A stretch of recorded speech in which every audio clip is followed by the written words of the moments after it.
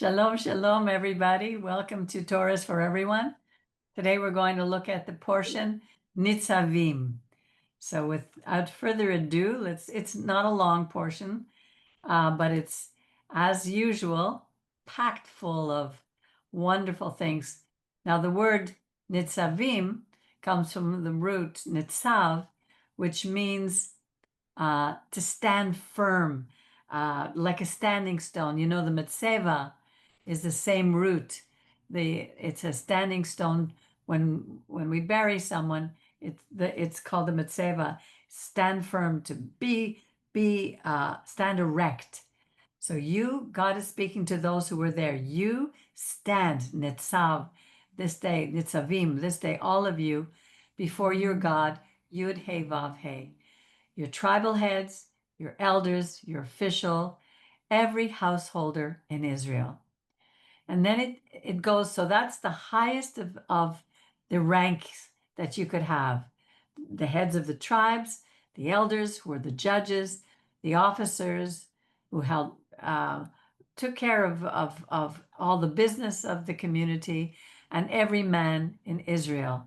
Then it goes to your children, which was before the wives, the women, then the wives, then the stranger within your camp. So look, it's all, and then from the wood chopper to the water drawer.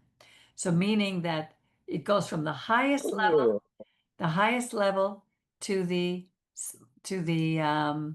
smallest, to the lowest of people, and everyone who was there. Why would women be lower than children? Isn't that interesting?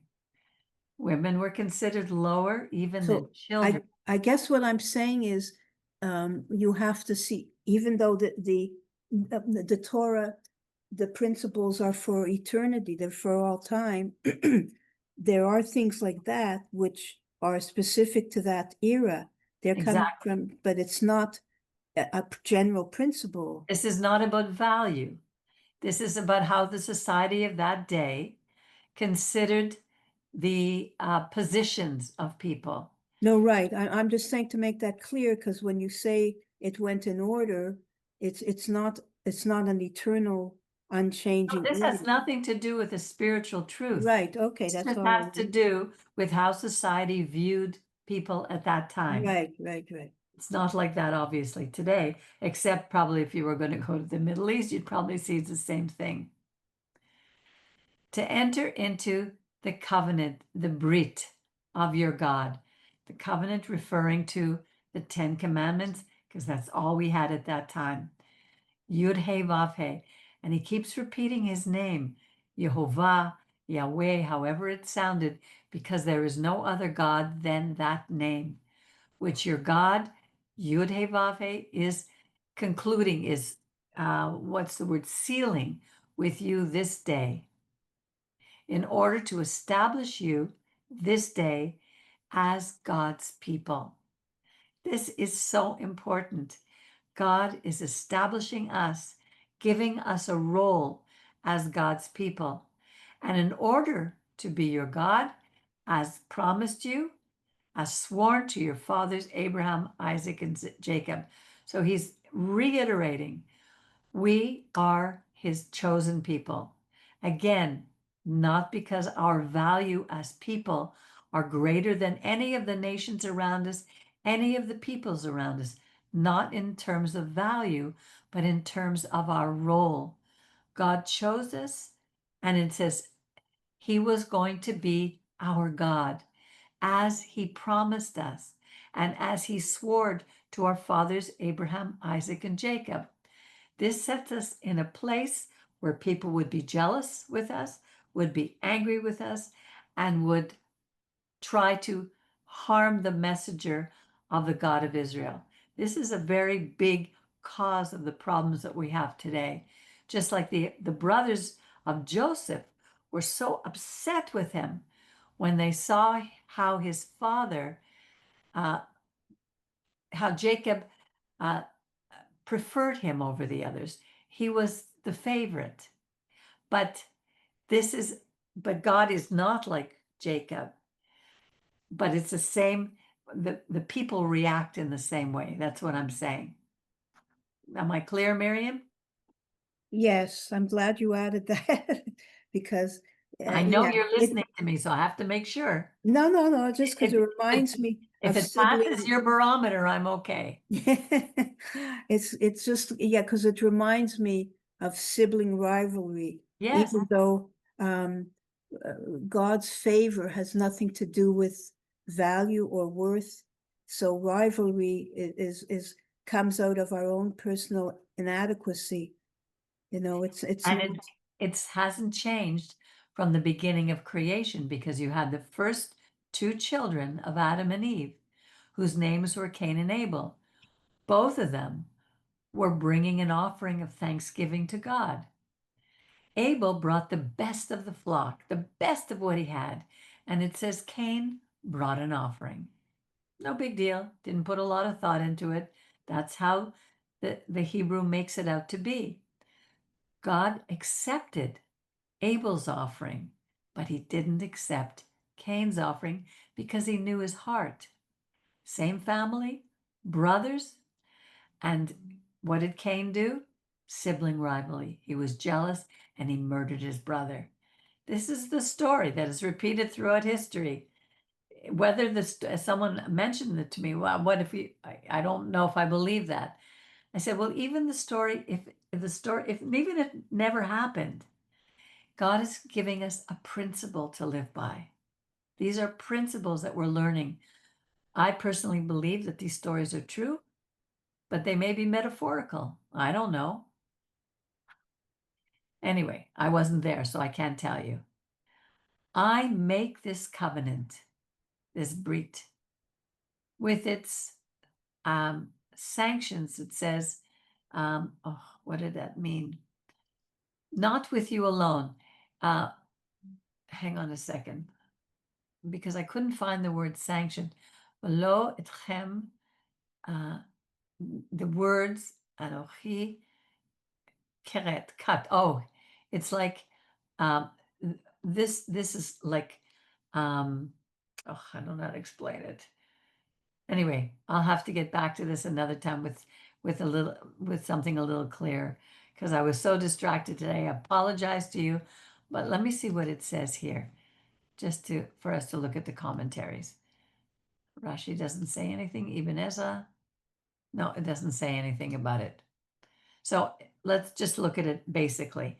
I make this covenant not with you alone. In other words, not with those people who are standing there that day listening, but also with both with those who are standing here with us this day before the Lord our God, and with Jerry, with Miriam, with Baruch, with Peggy, who are not here with us today.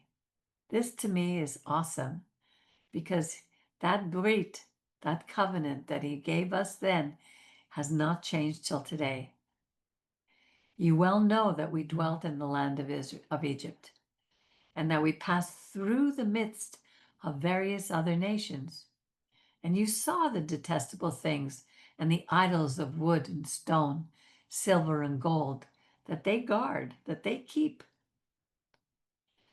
Maybe there's among you some man or woman, or some clan or tribe, whose heart is even now turning away from our God, Yud He Vav He, to go and worship the God of those nations, the gods of those nations. Maybe there's among you a stalk sprouting poison weed or wormwood, who are believing poisonous ideologies, basically. And that was me at one point. And I know you too, Miriam. We didn't know, but we were turning away from our God. right. Went to worship the gods of those nations. But the important thing here, I mean, it's an obvious point I'm going to make, but it's one thing to go through these winding roads and all sorts of detours or what, etc., on our journey, but to be searching for truth and ending up in a place where you follow the one God of the whole universe. is very different from those who almost pass a certain point of no return when they delve into things and that becomes their home, so to speak, whether it be witchcraft or all sorts of things. You know what I mean? I remember reading this testimony of this guy, young boy. I told you already years ago, Peggy. He was I think 15, and I don't remember the whole story, but the bottom line was he said a line. He said something that sent shivers down my back. He said, "I have finally made the big switch." And he Wow. was talking about Satanism. And it was like he decided to lock himself into that. So I'm saying it's really important. I think that God knows our hearts, because look at the things that Aaron did with the golden calf. So it's where you, like, this could be part of your journey, and I know it's wrong, but it could very well be part of a person's journey as it was mine. But our intention was to find truth. I love your perspective. You've opened my eyes tonight in this way, and it's really healing what you just said to me. And it's absolutely true, because I wasn't looking for the wrong things. It's like God says, seek and ye shall find, knock and the door shall be open. And that's what I was doing.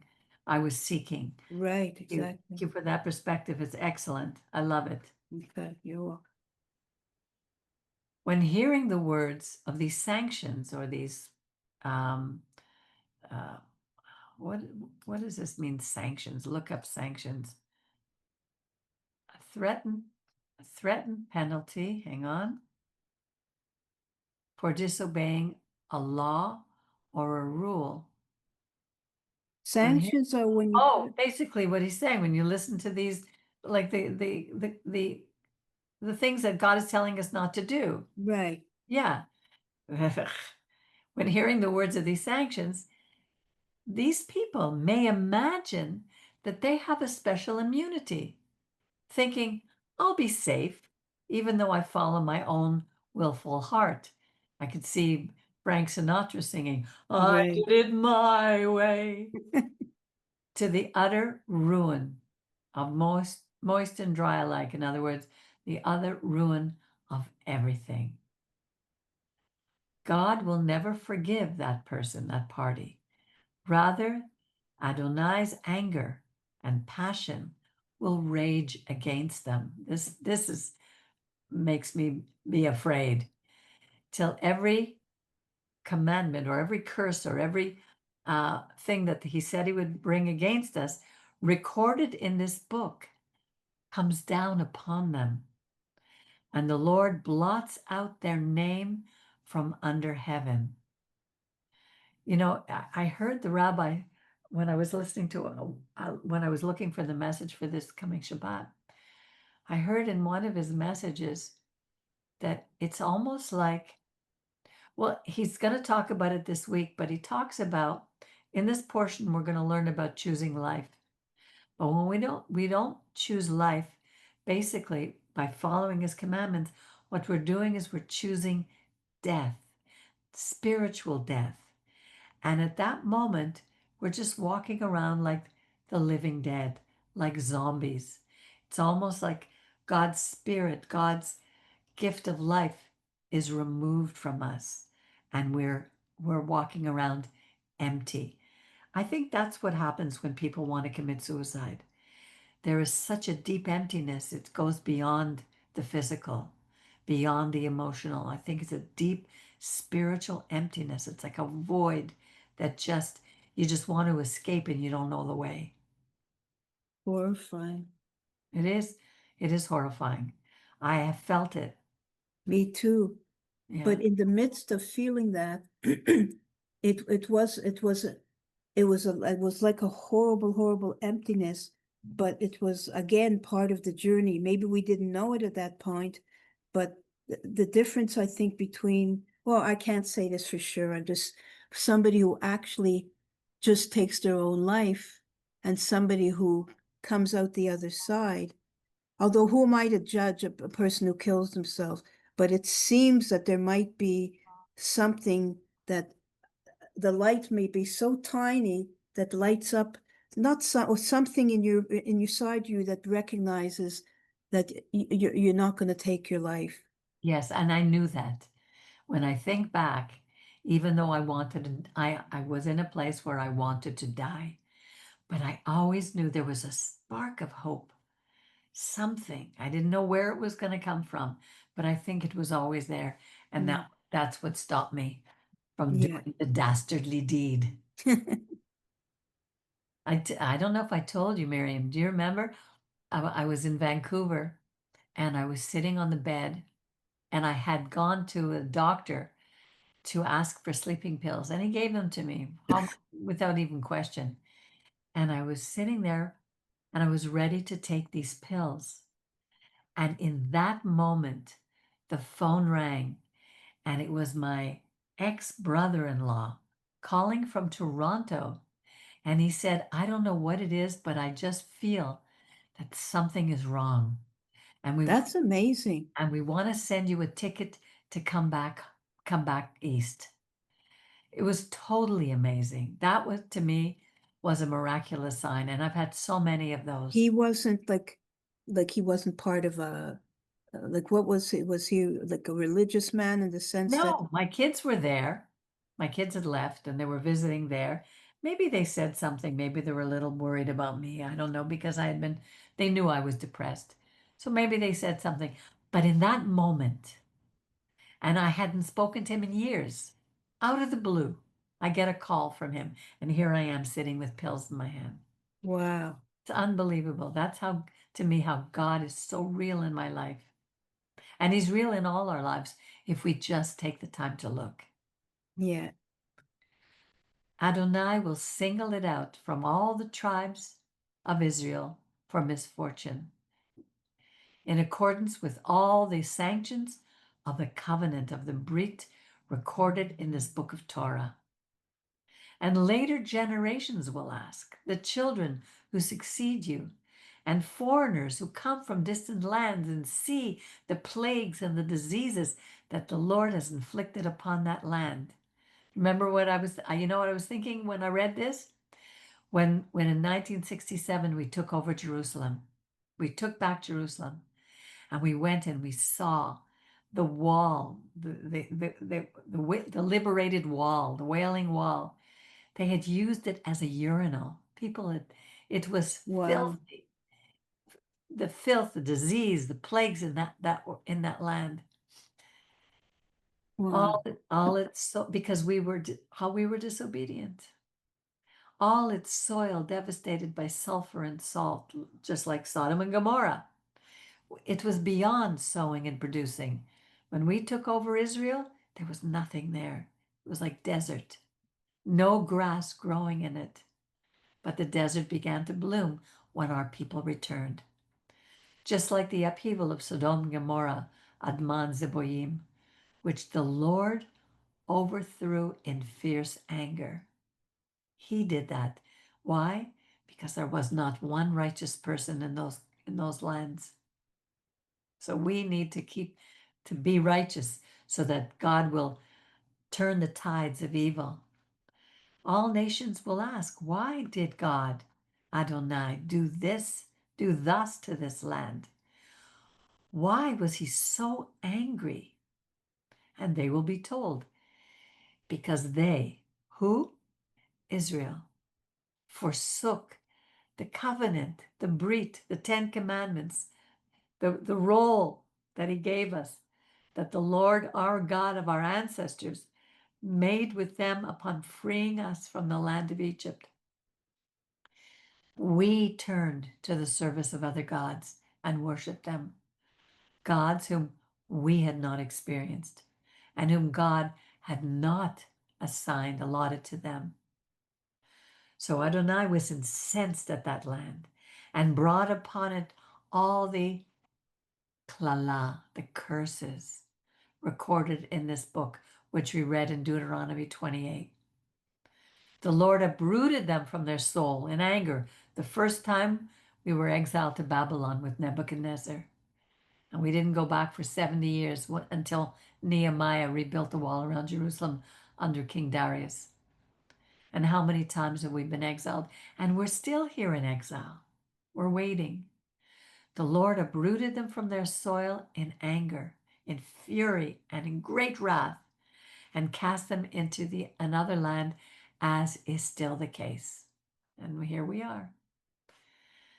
The hidden acts of God are God's, but overt acts, it's for us and for our children ever to apply all the provisions of this teaching. You know how important this one verse is? What do you see in this verse, Miriam? Okay. I guess I remember thinking of the hidden things are for God, and the things that are for us are for us. We don't Exactly. have to, it's so many ridiculous contortions rise out of our or putting our own interpretations above God's. So I think really what it's saying is there's certain things that are just too, we're not even in a dimension where we could understand the time and timelessness and the depth of God.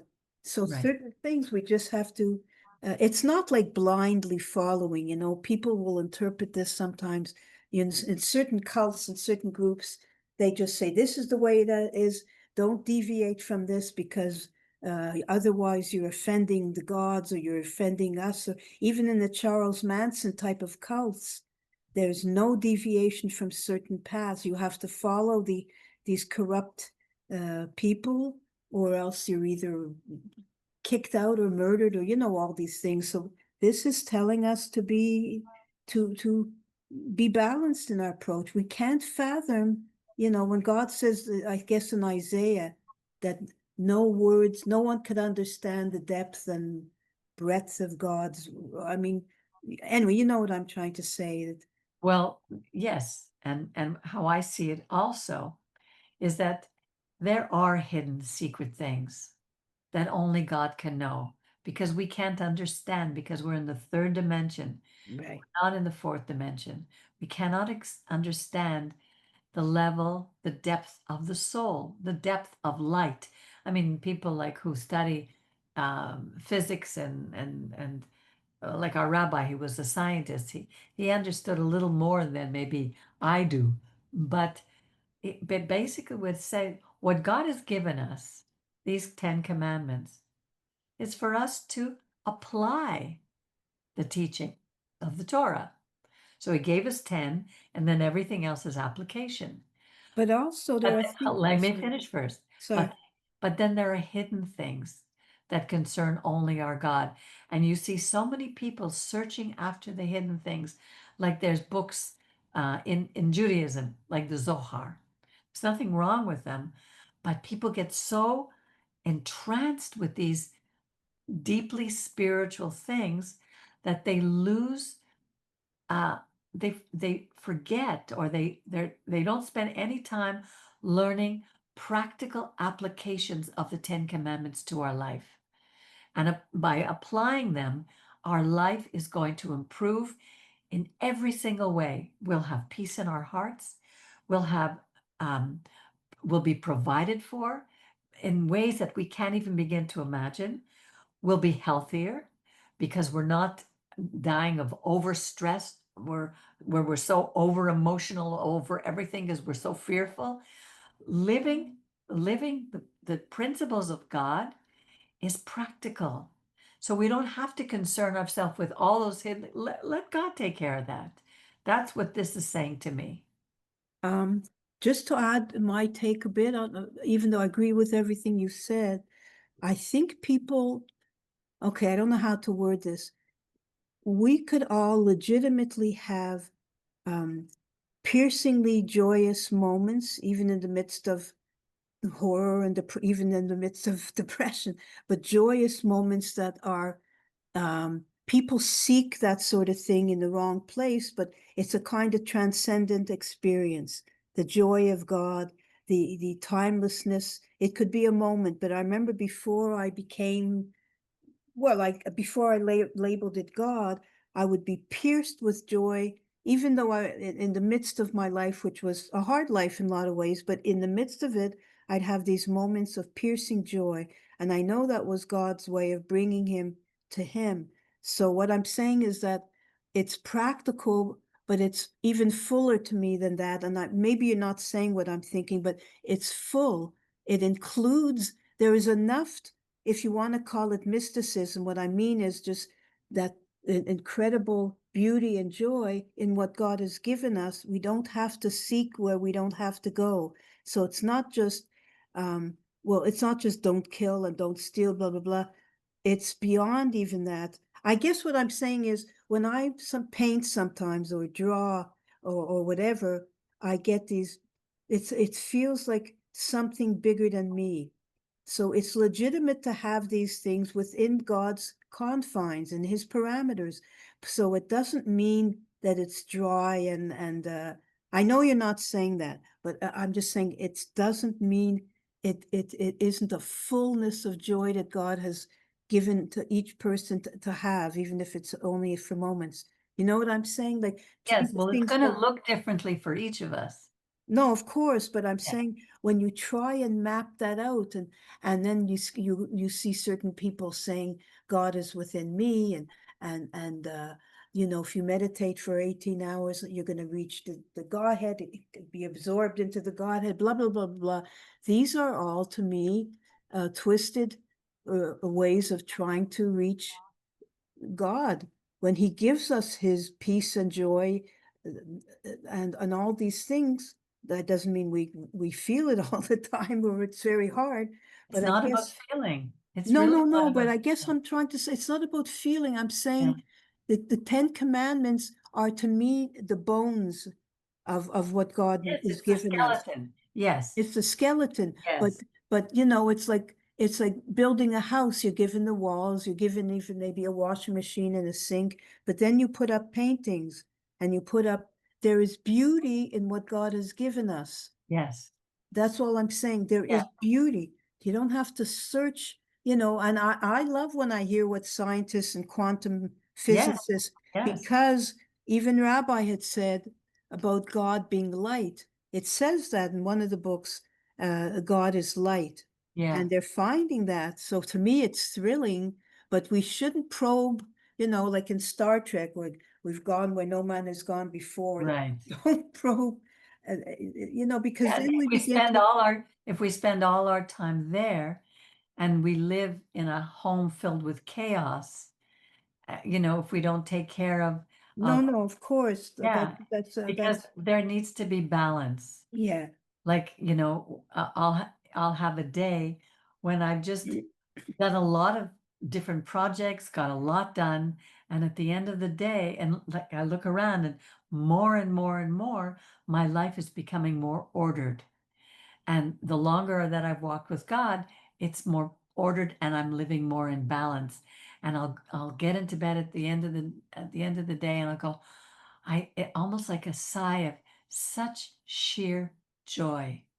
And it can only come from a peace that God has given me. That's what I'm saying, basically. Yeah, exactly.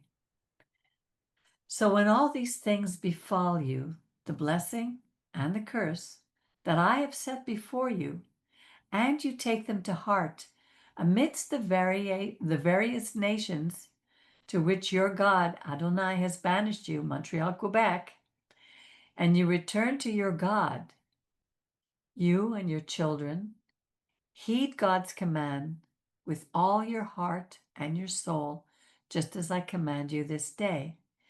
Then your God, Yud He Vav He, will restore your fortunes and take you back in love. It's like it reminds me of restoring the years that the locust has eaten. And it's because that's basically what God did. I had lost everything, and God has restored it in ways that are just to me miraculous and take you back in love. God will bring you together again from all the people where the Lord your God has scattered you. Even if your outcasts are at the ends of the world, from there your God will gather you, and from there he will fetch you, and your God will bring you to the land that your fathers possessed, and you shall possess it, and God will make you more prosperous and more numerous than your ancestors. When I think of this, it's like so phenomenal for me because one day, whether alive or whether we come back again, because there is no death, the only thing that happens to us is that these bodies go back to being dust, but there is no death. Our soul, the spirit within us is always going to be here, and he will bring us back to the land that our fathers, and we will live in it. How? I have no idea. How we'll live there? I don't know, but it's up to him. Then your God will circumcise your heart and the hearts of your children. Imagine that. Oh, I won't have to argue with my children about God anymore. To love your God with all your heart and soul. So, and why? For him? No. So that we may live. Imagine, chayecha, fully live. And your God, Yud-Heh-Vav-Heh, will inflict all those curses upon the enemies and foes who persecuted you. You, however, will again obey, guard the Lord, and obey all the divine commandments, the 10 commandments that he is giving us this day. And telling us to do, to keep. And your God, Yud-Heh-Vav-Heh, will grant you abounding prosperity in all your undertakings, in the issue from the womb, the offspring of your cattle, and your produce from the soil. Well, this is a little bit confusing to me. I'm going to tell you why. Because if this is a matter of when we will be all living in the land, if I'm gone and I come back, then it says in the issue from the womb. So will we have bodies again and have children again? Will our cattle have offspring? It seems like that's what it's saying here, Miriam. What do you think? I drifted for a minute just before what's You're right. not allowed to drift. I know, sorry, just for a minute. But what was just before that? This is talking about, if we obey his commandments and these things will happen. Yeah, and then it says, well, he's talking about maybe there will be. God I personally, I don't believe that what you're. I don't think there'll be children who will have.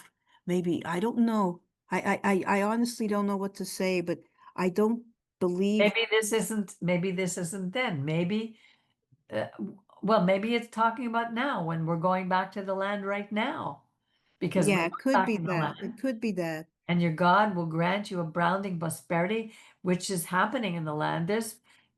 Other than these crazy wars, that are going on, Israel has had abounding prosperity. Many children, the offspring of your cattle, produce of your soil. Maybe this is happening right now as we speak. It could be. Yeah, here I just don't think, when you get into having kids again or cattle having kids, I don't feel there's enough things that suggest that's going to happen. I don't know. It's given once to, remember that line in the Messianic writings, it's given for us once to die and then the judgment. I know that's not what this is referring No, to. at all. No, No. it's not. It's not. But Yeah. I don't believe, I think you've had your kids. I just something doesn't feel right that you're going to have more kids. I just doesn't, I don't know. I don't think so. Doesn't seem, but I Well, think you're but right what you're saying. those are the hidden things. Yeah, I think this is now. It's now, Yeah. it's, um, For God will again delight in your well-being as in that of your ancestors, since you will be heeding your God and keeping the 10 commandments and the hukim that are recorded in this book of Torah. Once you return, in other words, teshuvah, to the Lord our God with all our heart and soul. maybe that will happen Wouldn't on that this earth at Yeah, some well, point. it seems to be happening. It's happening with you and me. Well, I've have 3 children now since I've I have a rabbit who's Surely these mitzvot, these commandments that I command you this day, is not too confusing for you, nor it's not too far. It's not beyond your reach. It's not in the heavens that you should say, who among us can go up to heavens and get it for us and impart it to us that we may observe it? It's not beyond the sea that you should say, I'm going to run to India to find truth. Who among us can cross over the other side of the sea and get it for us and impart it to us that we may observe it? No, that thing, ki karov, it's near. It's very approachable. It's very close to us. It's in our mouth. The words are here as we're reading them. It's in my mouth. I'm reading them. God's words. They're not my words. And in my heart, which means my thoughts, so that I can observe it. You see, Ray, I'm giving you this day life, prosperity, death, and adversity. I command you this day, because I command you this day, to love your God, Yud He Vav He, to walk in God's ways, Halecha, to keep his mitzvot, his chukim, and his mishpatim. Why? Is it for him? So that we may thrive, we may live and multiply, thrive and increase, and that your God, Yud He Vav He, may bless you in the land you're about to enter and possess. But if your heart turns away and you don't care about all this, and you are lured into the worship and service of other gods, which has happened to us over and over and over throughout the centuries, I declare to you this day that you shall certainly perish. You shall not long endure on the soil that you are crossing the Jordan to enter and possess. I call 2 witnesses. Remember, in the Torah, it always says you need 2 witnesses. Right. Heaven and earth are witnesses to witness against you this day. I have put before you life and death, blessing and curse. Choose life. So, religions teach us that. I remember in Christianity, when I was in Christianity, they would say, we can't observe we can't keep the law. There's no way to keep the law. First of all, they changed the Torah to law from the Greek nomos. Has nothing to do with law, has to do with instructions. So if we could not obey them, how is he telling us to choose? What they're saying is that there's no such thing as free will, which is a gift from God. Bechira, hofshit is the free will. So he's telling us, use your will and choose life. If you and your children would live. How? By loving your God, being faithful to him, loyal to him, listening and obeying his commandments, holding fast to him. In other words, trusting him. When something bad happens, and immediately we fall apart. Oh my God, I'm going to. Instead of falling apart, calm down. Remember, you can ask advice for the people who are around you, who know God and will give good advice, and trust. It's like life is like we have to learn to ride the waves, become a good surfer, and let God take us. For doing that, you shall have life and shall long endure upon the soil that the Lord your God swore to your fathers, Abraham, Isaac, and Jacob, to give to them. That's the end of this portion. To me, it's short, but so powerful. Yeah. It's amazing, absolutely amazing. Beautiful portion. And it's a process, because we can't do this overnight. It's really a journey, because life could be really hard. Life could be really hard. But the more we trust him, the more we, and the more it's a process learning to trust him. And the longer we're in that process, the easier it gets. And then all of a sudden something terrible will happen again and you forget. And you make it through and you got and that's why we need somebody asked me today how many friends that I have that I could really who if I called at 2 o'clock in the morning would be there. I said, well, I have one. That's my bud Miriam. Well, If I could- you have another bud too that would. I have a bud in the United States, but not to who would come Right, over right, 2 o'clock right. in the Yeah, no, morning. no, sure, I would. for But we sure. don't have many friends in this No, no, life. you're right. And so I know if I need to ask you something, I can call you Yeah, for sure. and Thank God. go to God. And he's not this fairy godmother in the sky who's going to wave a magic wand and give us whatever we want. That's not who he is. He knows what we need, just as a parent knows what their child needs. And sometimes that's discipline.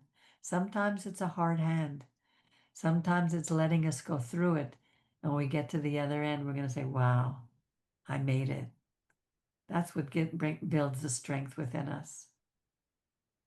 He doesn't spoil his children. He wants us to be strong. Right, Baruch?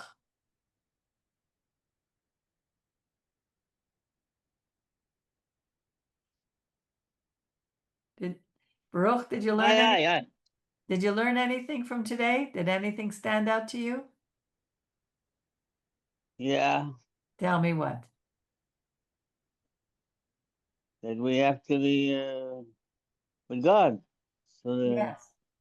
avoid the things that the world wants. Like they have some students now. I don't want no guy helping me. I want a lady helping me. Okay. You like women more than men? Yeah. Yeah. Okay. That's reasonable. But there's a guy and a girl. So the girl changed me, but the guy stood on the side. Yeah. But do you realize, Brian, how many blessings that you've had since you left that house you were in? How things just one after another just God provided for you? I mean, when you look around in your room, all the things that you have, really you lack nothing. Do you Only a wife. what do you need a wife for? She's going to drive you crazy. I don't mind getting drive later. My wife. Who is my wife? How are you going to where are you going to put her in your room? Like the prison, they have a cop. Oh, you want visiting hours? All right. Well, if that's what you really want, you got to pray. Maybe God will Yeah. put you a wife, but you have to be Oh, a responsible husband. The man is the one who protects her and takes care of her and provides for her. there's a girl that provides for me too.